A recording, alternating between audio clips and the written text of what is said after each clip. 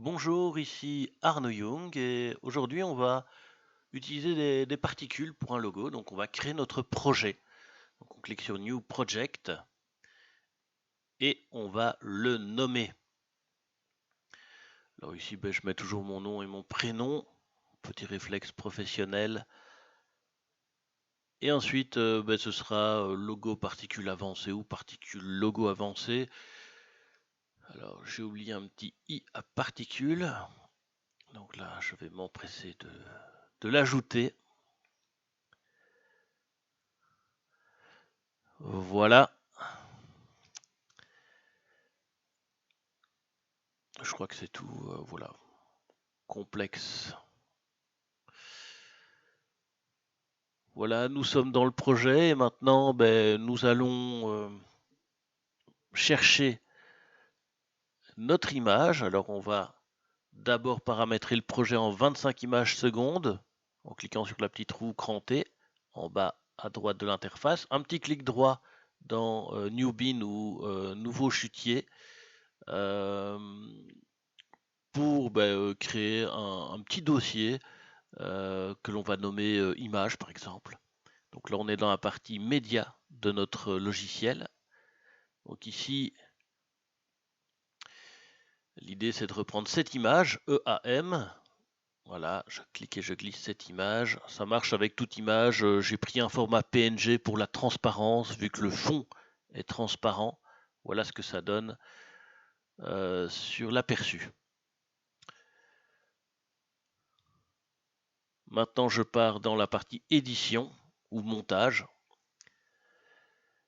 Et je pourrais très bien cliquer et glisser mon image directement sur la ligne du temps et passer dans le mode fusion, mais voilà, ça, on pourrait très bien le faire. Ce serait le premier réflexe en tant que débutant, mais je ne vous le recommande pas. Pourquoi? Eh bien, comme ça au moins, si vous utilisez la seconde méthode, alors la seconde méthode c'est laquelle? Eh bien, c'est en allant dans les effets, hein, vous avez votre colonne, voilà, vous allez dans effets et vous allez prendre fusion composition, comme ça vous restez sur la taille de votre projet qui est 1920 par 1080 pixels, format HD. Voilà, par défaut, le bloc dure 5 secondes. Donc 125 images ou 124, je ne sais plus, 125 normalement si on est en 25 images secondes. Je pars ensuite dans la partie fusion. Hein, on peut voir qu'il y a, à part le média out, pas grand chose. Et je glisse mon image ici dans l'espace fusion. Je m'empresse de renommer, hein, si vous appuyez sur F2, ça va encore plus vite. Je renomme ça logo, comme ça on sait à quoi ça sert.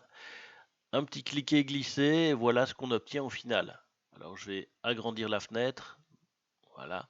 Donc je n'ai pas la taille du projet final, hein. J'ai 1258 par 463, ce qui n'est pas le 1920 par 1080 demandé. Ça ne veut pas dire que la vidéo finale ne fera pas 1920 par 1080, ça veut juste dire que si je mets des effets qui dépasseraient la zone de mon image, ces effets risquent d'être occultés par cette petite fenêtre qui est plus petite que notre projet. Donc cette fenêtre dont je parle, c'est 1258 par 463 qui est la résolution de notre image. Alors maintenant, eh bien, mon intention, ce serait d'en faire des particules. Donc ça, c'est la première partie de l'exercice. Donc je reviens ici et je cherche la vidéo. Non, pas par ici. Bon, c'est pas grave, on va le faire tout en découvrant.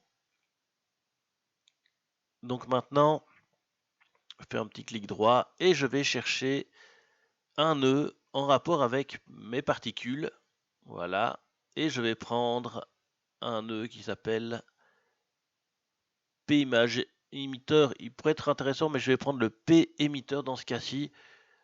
Il m'a causé moins de soucis pour cet exercice-ci que le P image émetteur, donc je prends celui-ci et je vais prendre un P render pour pouvoir avoir un rendu de mes particules. Et je vais essayer de tout connecter. On va découvrir assez rapidement qu'on aura des soucis, mais voilà, ici je connecte sur la ligne jaune étant l'arrière-plan. On va voir que ça aura un intérêt pour la suite. Alors voilà ce qu'on a dans le Media Out, voilà l'émetteur de particules qui est en cercle par défaut. Ici, je veux connecter mon logo à mon P émetteur et ça ne marche pas parce que je n'ai pas de porte d'entrée, je n'ai pas de petite flèche jaune. Donc là, je clique dessus et je vais régler ce problème assez rapidement. Donc, allez dans Inspecteur hein, pour pouvoir avoir les paramètres de votre nœud, allez dans Région et sélectionnez Bitmap pour les images. Et là, vous avez votre porte d'entrée qui vous permet de connecter le nœud logo au nœud P émetteur. Et maintenant, hein, vous voyez dans Région Bitmap le nom de votre nœud qui est connecté au P émetteur. Et là, on peut voir que la diffusion de particules est différente, elle n'est plus en cercle, elle est par rapport à l'image sur laquelle elle se base. Bon, c'est pas encore extraordinaire, on est bien d'accord. Donc on va régler quelques paramètres pour essayer d'avoir la révélation de notre image, donc le fameux logo EAM. Donc pour ça, je vais dans Style, je clique et je vois dans Style point. Alors là, je peux gérer les couleurs au Fade Color, mais moi je veux le blob, style blob, comme ça je peux gérer également la taille de mes particules. On peut voir que maintenant j'ai un nouveau paramètre qui est Size Control, ou la contrôle de taille, voilà. Alors que je ne l'avais pas dans la partie point. Donc je prends blob, je vais dans Size Control et j'agrandis les particules si c'est nécessaire. Donc pour l'instant ce sont des particules blanches, hein, j'agrandis, voilà, ça donne un petit côté neige, hein, on voit tout doucement peut-être se révéler certaines lettres de mon logo, mais pas encore suffisamment pour que ce soit lisible. Donc là, je repars dans Contrôle ici, et alors je vais essayer de gérer le nombre de particules. Hein. Pour l'instant, il n'y a pas grand-chose, donc il y en a 10, je vais mettre 1000. On va voir déjà ce que ça donne. J'appuie sur Enter, voilà, on devine maintenant un peu plus le logo.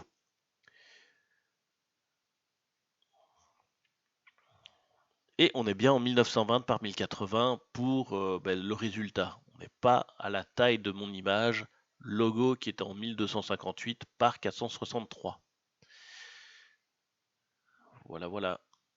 C'est pas fini, hein, je vous rassure. Donc là, je reviens dans le P émetteur et je vais régler quelques petits paramètres. Donc ici, je vais peut-être par la suite augmenter le nombre de particules, mais ça on verra par la suite. Le lifespan, il est 200, donc ça fait durer sans image les particules. Alors ici, on peut voir que les particules sont blanches, elles se réfèrent à l'image hein, dans le color control où on voit que on est en blanc. Donc là, je reviens dans Control, Color, et je prends Use Color from Region, donc de la région de mon image. Donc ça va capturer les couleurs qui sont affichées sur mon image. Donc ça, c'est super important, sinon vous avez que des particules blanches. Voilà ce que ça donne hein, quand on n'a pas encore réglé grand-chose. Moi, ce que je voudrais, c'est que mes particules puissent s'envoler. Donc ça se fera dans quelques réglages. Donc je reviens dans le P émetteur. Je vais éventuellement augmenter la valeur. Je mets 1500 particules. Nombre variant, ça j'y touche pas trop pour l'instant. Voilà ce que ça donne. Donc voilà l'idée des particules qui ne bougent toujours pas pour l'instant, mais ça va changer bientôt. Alors ici, je vais vous montrer à quoi va ressembler la vidéo finale. Alors là, c'était l'idée de juste transformer mon image en particules. Mais on va aller plus loin pour l'exercice que l'on est en train de faire ici, hein, vu qu'on est en version avancée ou complexe. Voilà l'idée. Donc on aurait la révélation du logo avec des particules et puis on voit le logo qui reste à l'image sur tout le temps de l'animation. Voilà l'idée. Donc on va essayer de faire ça. Il y a pas mal de réglages à faire, hein. C'est tout dans le détail à la fin de notre exercice, mais on va essayer d'atteindre un résultat similaire. Voilà, je reviens dans le nœud P émetteur. Allez, On va en mettre 2000, hein. On va se faire plaisir, c'est gratuit.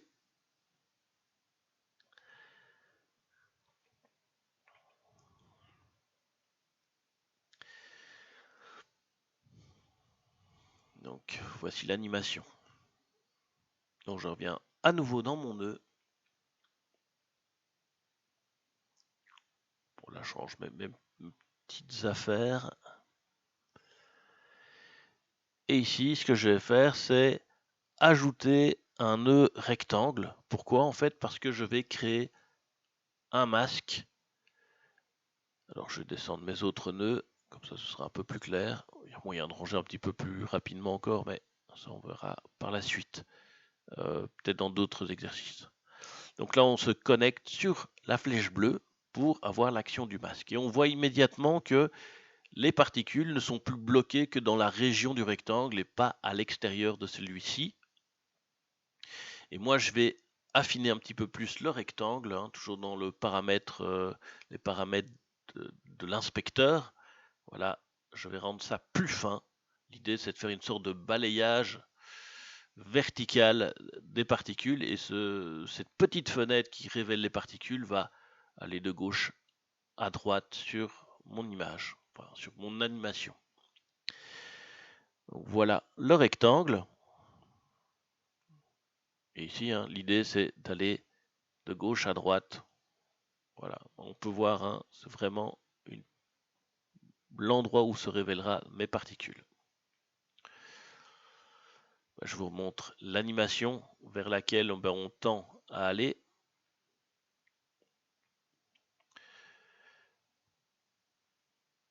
Voilà, on a cette petite fenêtre qui révèle les particules. C'est un petit peu l'idée qu'on veut avoir au final.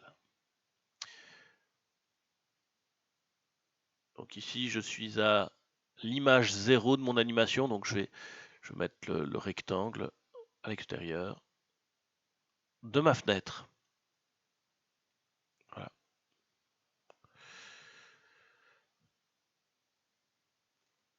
Très bien. Et à présent, on va bouger dans le temps pour aller à la fin de notre ligne du temps.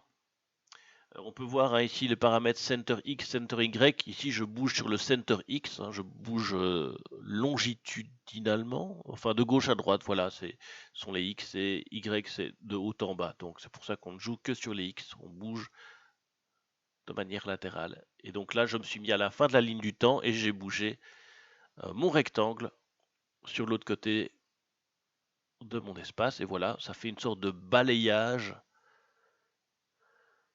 de mon image. Alors on peut voir que le logo touche de part et d'autre les bords de notre future vidéo, ce qui n'est pas idéal, pas le plus esthétique. Ça, on va résoudre le problème par la suite. On peut voir que les particules sont en train de mourir au même moment. Alors on va pas trop y toucher pour le temps de vie des particules, vu que elles vont s'envoler. Et donc là, on verra moins ce côté effacement en même temps. Des particules. Donc là, je reviens dans le P émetteur.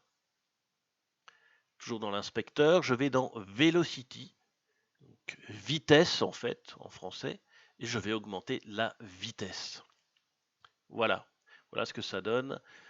Par défaut, les particules vont aller sur la droite de la vidéo quand l'angle est à 0 degré. Mais ça, on va le voir par la suite. Donc là, pour l'instant, voilà ce que ça donne, hein. C'est intéressant, mais voilà, c'est très. Le mouvement est tellement parfait de toutes les particules que on comprend pas que ce sont vraiment des particules qui s'envolent comme du sable. Donc là, j'augmente un peu la vélocité. Et voilà ce que ça donne. J'ai un petit peu mieux.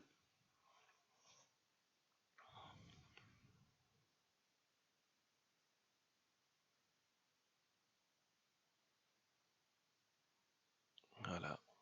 Je vais augmenter la velocity variance pour avoir quelque chose de plus naturel. Voilà, on a plus l'idée de sable à présent.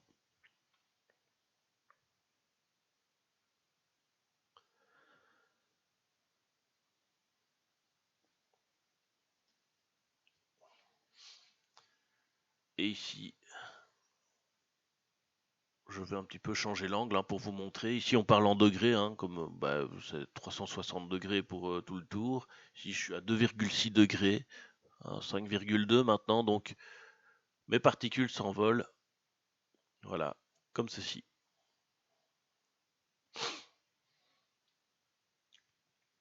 Donc, je vais le laisser tel quel pour l'instant. Et voilà ce que ça donne. Donc, on commence à voir des choses intéressantes. Velocity variance, c'est pour faire varier la vitesse autour de la vitesse fixée juste au-dessus. On a l'angle variance, ça c'est intéressant, on est autour de 5,2 degrés. Il y a peut-être un petit battement, certaines particules vont aller plus haut que 5,2 degrés et d'autres plus basses.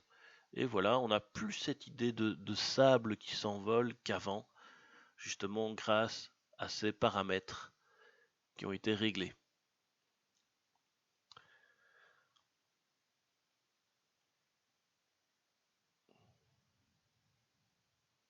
À présent, je cherche un autre nœud, toujours dans les particules. Je vais prendre le P turbulence, donc pour donner encore plus de naturel, je vais apporter des turbulences. Alors on peut connecter de deux façons le nœud, soit vous le connectez à la main, vous faites un petit clic gauche, vous glissez et vous connectez vos différents nœuds, ou alors vous appuyez sur Shift et vous maintenez votre curseur, voilà, jusqu'à ce que vous touchez la corde et qu'elle change de couleur. Voilà. Alors ici on peut changer donc en X, donc c'est de gauche à droite. Si je change les particules, en Y là c'est de haut en bas, et en Z c'est de vers la caméra ou plus loin dans le fond, j'irai à l'opposé de la caméra. Alors ici je vais juste changer en X.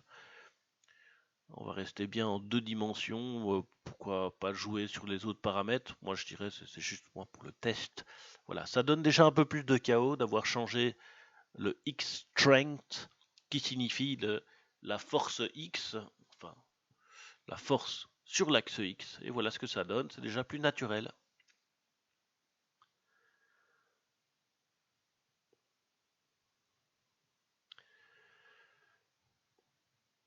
Donc, voilà. Pour la partie, je dirais particules, on y reviendra assez rapidement par la suite. Voilà, je faisais une petite mise à jour des nœuds qui ne semblaient pas changer d'apparence sur le Media Out. Donc en faisant un cliquer-glisser sur la fenêtre de prévisualisation. Donc maintenant, voilà, ici on voit que j'ai mon masque avec mon logo. Et à présent, je vais chercher le même logo. Alors je pourrais très bien connecter le même nœud, mais ici c'est par souci de clarté. Je préfère reprendre le même nœud, même s'il y a une répétition. Donc là, je vais l'appeler logo. Alors si je clique sur OK, il ne va pas vouloir le renommer. Vu qu'il y a déjà un nœud qui s'appelle logo, donc je renomme. J'appelle logo 2. Et ici, ce sera le logo qui s'affichera et qui restera au fur et à mesure de son apparition sur la vidéo. Voilà, c'est ce qui reste à la fin de la vidéo. C'est ce logo-là. Donc pour ceci, donc on va appliquer un masque. En fait, voilà. Ici on retombe sur la visualisation de ce nœud logo 2, donc on voit sa résolution ne correspond pas à la résolution finale qu'on attend, qui est le 1920 par 1080. Alors ici, je vais créer un masque à partir d'un nœud polygone. Ici, je suis beaucoup plus libre pour le faire. Maintenant, vous pouvez très bien prendre un rectangle, ça marcherait très bien aussi. C'est juste pour une question de contrôle des points qui est beaucoup plus facile avec un nœud polygone, même si je vais faire un rectangle pour le final. Alors ici, je voudrais bien connecter après le logo 2 sur le Media Out. Là, c'est pas possible. Alors, on va voir un petit peu toutes les astuces qui pourraient rendre le rassemblement des deux résultats possibles. Alors, on voit bien que pour l'instant, ma résolution ne correspond pas. Voilà. Et ici, je n'arrive pas à connecter. C'est pas grave. Alors ici,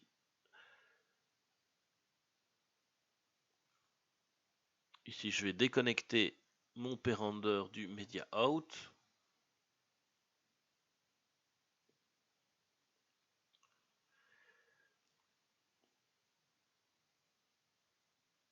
À la toute fin de mon explication. Bon. Alors là, je vais déjà connecter mon polygone à mon logo. On va voir déjà ici, il n'y a plus rien. En fait, si, mais tout est occulté vu que je n'ai pas encore créé mon logo. Donc il ne sait pas encore dans quelle zone ce logo va apparaître. Là ici, je clique et je ferme la forme, très important. Et là, on voit le logo apparaître. Très bien, mais je suis toujours pas en 1920 par 1080, ce qui me gêne très fort pour avoir vraiment un aperçu de ce que j'aurai au final dans ma vidéo. On peut voir qu'ici, si je regarde dans le P-emitter, je suis bien en 1920 par 1080 et pas là. Donc, je vais arranger le problème. Et pour arranger le problème, il me faut un background. Alors, ce background va fixer en fait la toile de fond qui sera à la taille de mon projet. Alors, je peux connecter. Voilà, je suis bien en 1920 par 1080. Alors si je connecte ici, voilà, je me connecte sur la boîte grise du logo 2, voilà ce que j'ai. Alors, j'ai un problème parce que ici, voilà, je ne vois pas mon logo. Ça, c'est assez gênant. Donc, j'ai inversé en fait. La ligne jaune, c'est l'arrière-plan et la ligne verte, c'est l'avant-plan. Mais pour mon arrière-plan, il me faut vraiment la ligne jaune connectée au nœud merge qui se crée immédiatement dès qu'on veut connecter deux nœuds. Ce nœud-là apparaîtra. Voilà, là, l'avant-plan logo 2 et l'arrière-plan background 1. Logo 2 en vert, background 1 en jaune pour l'arrière-plan. Voilà, là, ici, on a déjà je dirais quelque chose qui fonctionne. Une belle toile de fond. Et l'idéal, ce serait de superposer les deux effets, donc celui avec le masque qui révèle le logo et celui avec les particules. Alors ici, je vais connecter maintenant mon masque au nœud merge sur la flèche bleue. Et si je révèle, voilà, ici j'ai bien une toile qui fait 1920 par 1080 et non la taille tip-top de ce que j'avais sur le logo. Alors si j'avais un logo en 1920 par 1080, j'aurais pas ce souci là, mais ici ce serait un peu triché parce que toutes les images ne font pas 1920 par 1080. Alors ici on peut changer la couleur, hein. Je peux très bien mettre du blanc, j'ai envie de mettre du blanc, pourquoi pas. Je mets du blanc. Donc ça c'est fait. Voilà.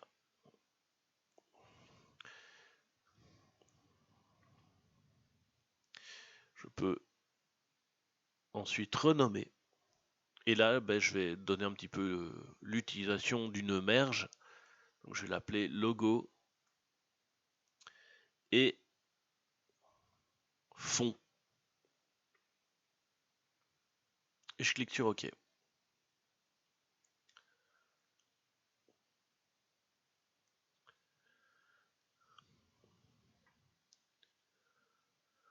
Ensuite,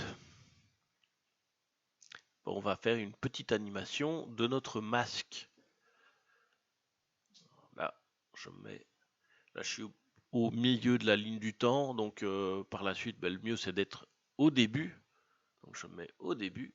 Voilà, j'ai laissé une image clé que je vais m'empresser d'enlever par la suite. Donc là, je suis bien à l'image 0. Et là, je vais bouger mes deux petits points du masque.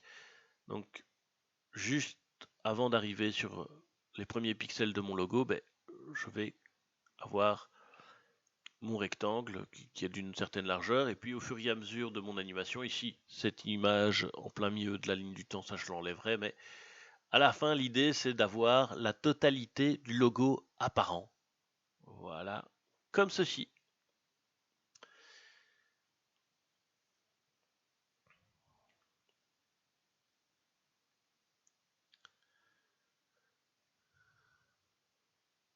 Donc là, vous pouvez vous balader pour enlever les images clés, donc en cliquant sur le petit losange sur sa pointe ou le carré sur sa pointe qui est rouge. Quand on clique dessus, il devient gris, c'est-à-dire qu'on a enlevé l'image clé. Et donc là, on n'a plus que deux images clés, une au début et une à la fin.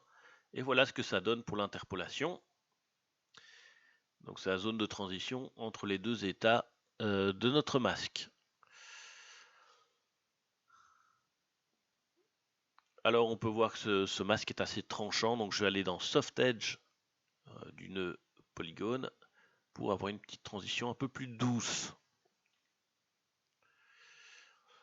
Voilà, on peut varier la valeur un petit peu sans problème. Donc là je me mets au début, j'appuie sur play, voilà ce que ça donne.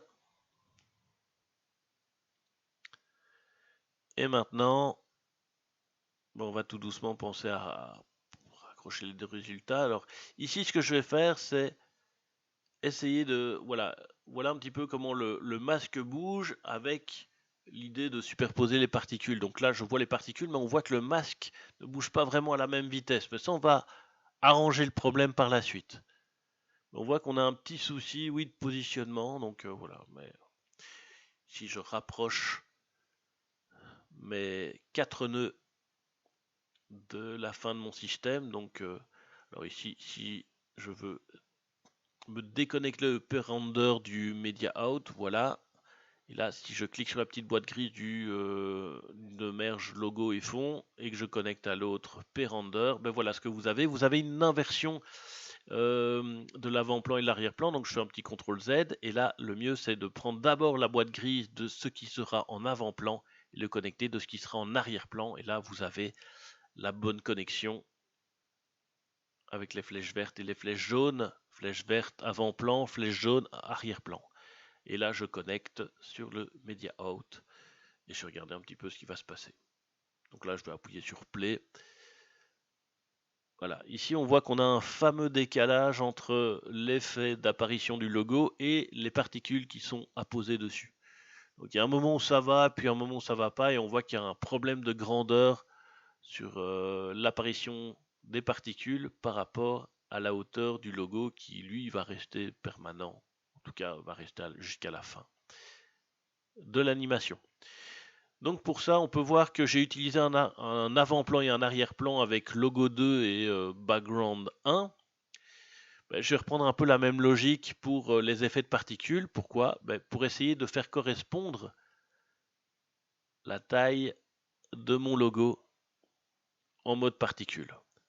Donc ici, je vais ajouter un background. Donc on peut voir ici. Voilà, je vais ajouter un background qui me permettra d'ajuster la taille de l'image de mon logo. Donc là, je me connecte. Voilà, l'avant-plan sur l'arrière-plan. Et là, vous avez votre nœud merge qui apparaît comme par magie. Et là, on peut voir que je suis bien en 1920 par 1080. Je déconnecte mon logo, mon masque. Et voilà ce que l'on a. Avant, on avait cette taille-ci. Mais grâce au background, j'ai, je dirais, des proportions qui ressemblent aux proportions que j'ai en bas avec mon logo 2 et background 1.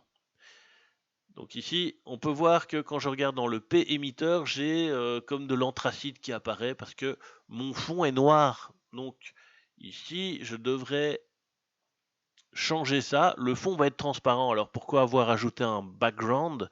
C'est juste pour avoir la bonne taille au niveau de mon logo. Alors dans Solid Color, je ne trouve pas, donc je suis dans le background 2. Ici non plus, donc c'est trouver l'endroit où rendre transparent le fond, c'est ça le but de ma recherche. Donc là, j'ai cliqué sur la petite croix ou cancel.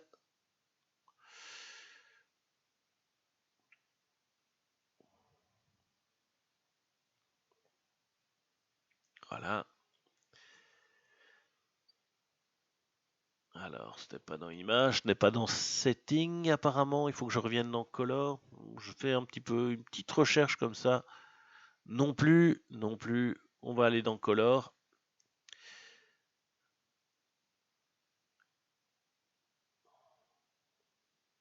Non plus. Voilà, c'est ici. C'est un petit peu caché. Donc c'est l'espèce de petit bec de canard que... Voilà. Et ici, la barre pour rendre transparent votre fond. Et là, vous voyez, vous n'avez plus ce côté anthracite qui apparaît parce que le fond est devenu transparent.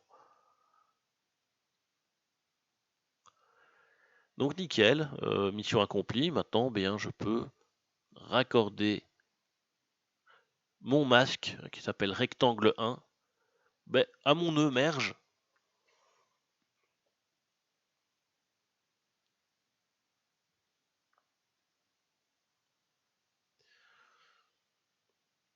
Et voilà.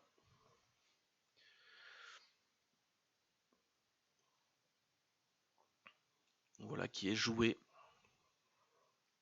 Ici, je le renomme pour donner, je dirais, un sens euh, à la création de mon nœud merge. Je l'appelle logo et fond transparent.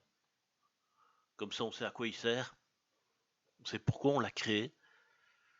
C'est pas une recette de cuisine. Il y a vraiment un sens à tous les nœuds qui ont été créés dans l'exercice. Donc voilà, ici je vais bouger les nœuds polygone et logo et fond. Comme ça, je les mets en parallèle. On comprend vraiment pourquoi ils ont été créés. Donc je mets en parallèle ce que j'avais fait dans mes particules et dans l'apparition de mon logo avec le masque. Voilà, transparent. Et celui-ci, ça peut être juste fond, vu qu'il est opaque. Voilà. Maintenant, on arrive tout doucement au bout de l'exercice, c'est-à-dire que maintenant on va faire des ajustements. Je vais regarder un petit peu comment se passe l'animation et on va coordonner éventuellement les deux masques, le masque qui révèle les particules et le masque qui affiche notre image de logo.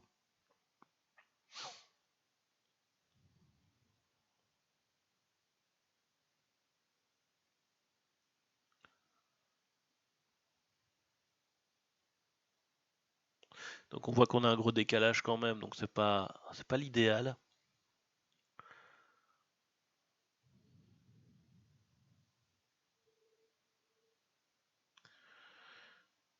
Ici ça passe à cet endroit du temps, à la 40e image, mais donc là je vais sélectionner le masque polygone 1.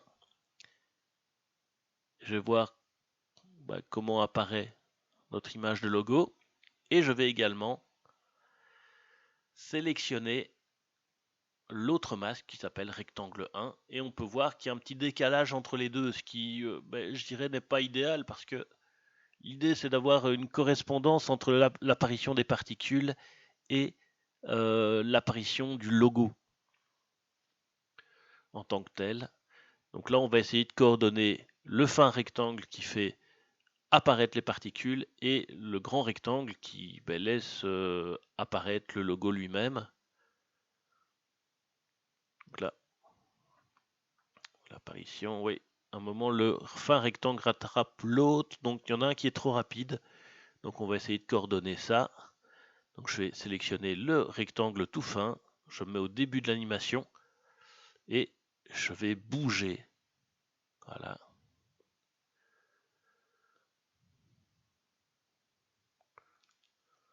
Voilà, et je le rapproche de la frontière avec le grand rectangle. Voilà. Ça c'est pour le début. Et puis je vais mettre ensuite à la fin de la ligne du temps. Et je vais bouger mes particules, enfin pardon, mon émetteur de particules finalement qui est le rectangle. Voilà. Je vais le mettre ici. On va voir ce que ça donnera. Et je vais jouer l'animation.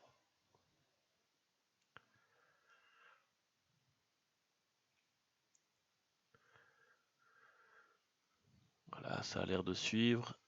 Donc là, voici le logo qui apparaît et qui est coordonné avec l'apparition des particules. Il y a un petit décalage, donc là je vais peut-être changer le soft edge de mon masque polygone 1 pour essayer d'avoir moins cette frontière, enfin je dirais que ce tour de magie qui est un petit peu démasqué.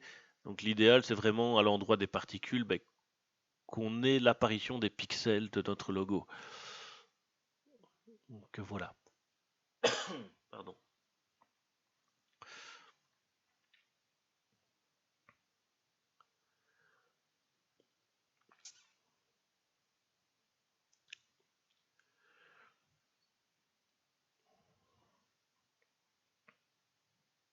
Donc ici, j'ajuste juste la verticalité de mon masque rectangulaire.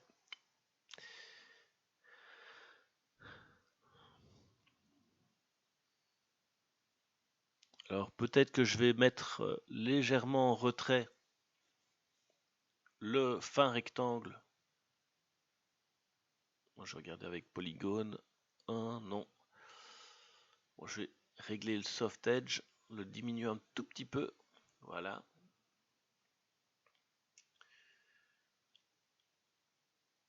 Tout petit peu.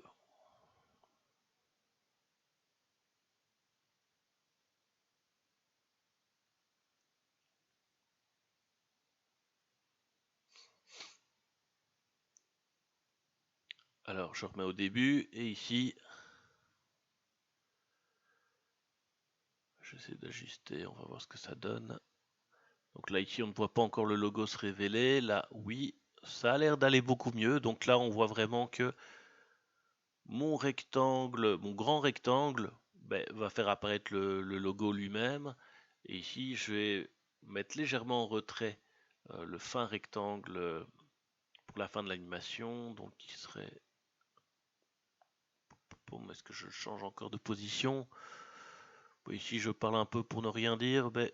Ah voilà, oui, si je bouge comme ceci, on va essayer de comprendre dans le grand rectangle, le fin rectangle qui fait apparaître les petites particules.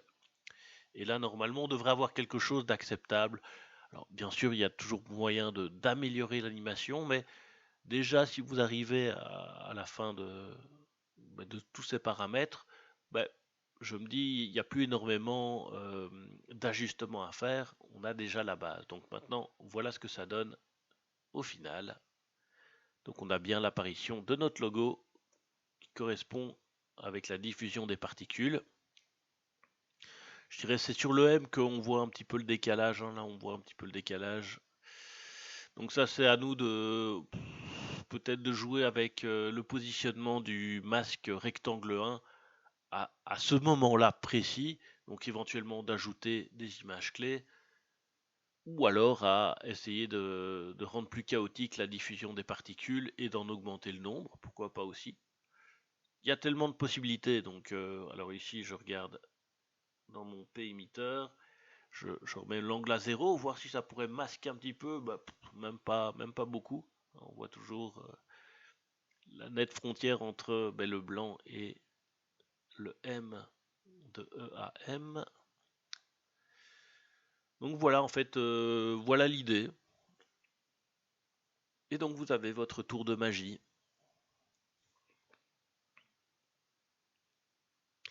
Donc là, on a superposé deux effets pour obtenir, je dirais, quelque chose de plus complexe et de plus intéressant visuellement que de juste d'envoyer notre logo en particules. Voilà. Bon, on arrive au terme de l'exercice. Maintenant, on peut très bien passer à l'export, enfin pas l'export, c'est plutôt au rendu de notre projet.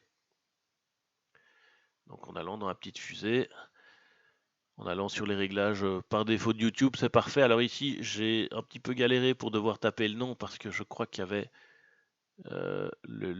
peut-être quelque chose qui rentrait en conflit avec ce que je voulais taper pour le nom de fichier. Donc là, c'est un petit peu l'énervement, mais ne vous inquiétez pas. Donc aussi, pour dire, enfin, signaler aussi l'endroit où sera sauvegardé votre projet. Voilà, ici j'arrive à enlever des lettres. Ouais, c'est un petit peu galère.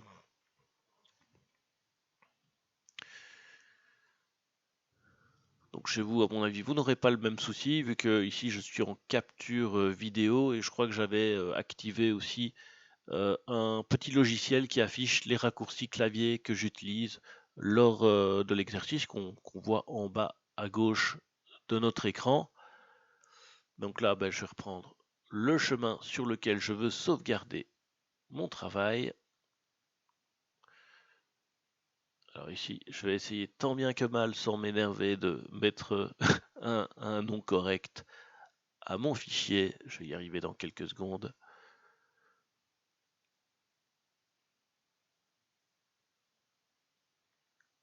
on va y arriver, on reste calme, on reste serein, tout va bien. Et après, il n'y a plus qu'à cliquer sur Add to Render Queue.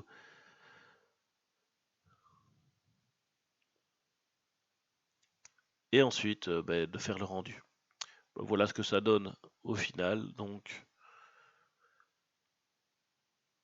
dans la fenêtre de rendu, vous pouvez aussi appuyer sur CTRL F à cet endroit de l'interface. Je pense que ça fonctionne, testez toujours, pour avoir l'image en grand avant même de faire, je dirais, le rendu final, pour en avoir un fichier indépendant. Voilà, ici je vais tenter encore ma chance. Donc là, ça devrait fonctionner. Et ici, je vais mettre mon nom, mon prénom.